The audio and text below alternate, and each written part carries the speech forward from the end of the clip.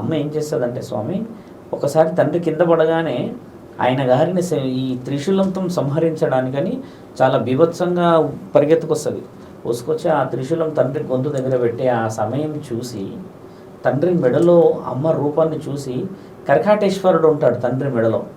తండ్రి మెడలో ఉన్న సర్పం పేరు కర్కాటేశ్వరుడు.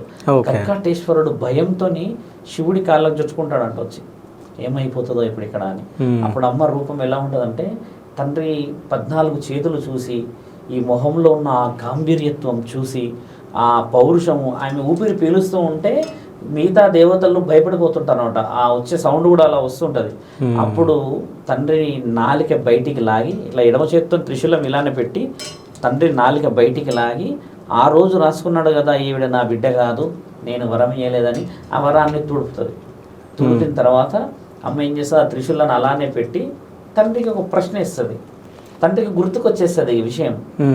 నన్ను గుర్తుపట్టారా మహేశ్వర, స్వయాన నేను నీ బిడ్డని నల్లపోచమ్మ తల్లిని, అడవిల పాలు చేసావుగా నన్ను, ఈరోజు ఇక్కడికి వచ్చి పెళ్లి చేస్తున్నావు, నేను బిడ్డనున్న సంగతి మర్చావా అని అన్న బొగ్గు కథ తెలంగాణ చరిత్రలో బీభత్సంగా. అవును అవును, ఇదందరికీ తెలిసింది, తెలుసు. అవును, అంతరార్థం తెలియదు, అది కథలాగానే తెలుసు. అవును.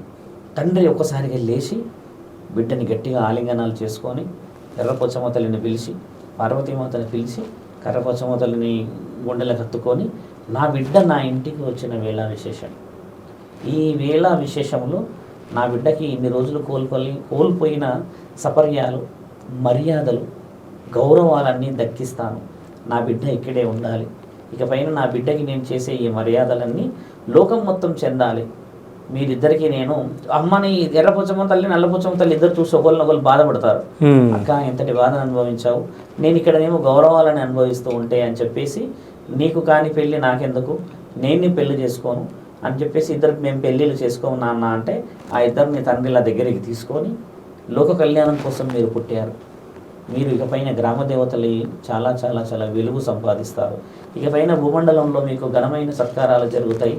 ఈరోజు మీరు నా ఇంటికి చేరిన రోజు ఆషాఢం కావడం చేత, ఇకపైన ఆషాఢం మొదలైన రోజు తల్లి పిల్లలని, అంటే పిల్లలందరూ తండ్రి దగ్గరికి చేరడము, ఇంటికి చేరడము, బోనాలు, భోజనాలు, వనభోజనాలు అన్న కార్యక్రమాల ద్వారా మీకు ఆహ్వానాలు అందుతాయి.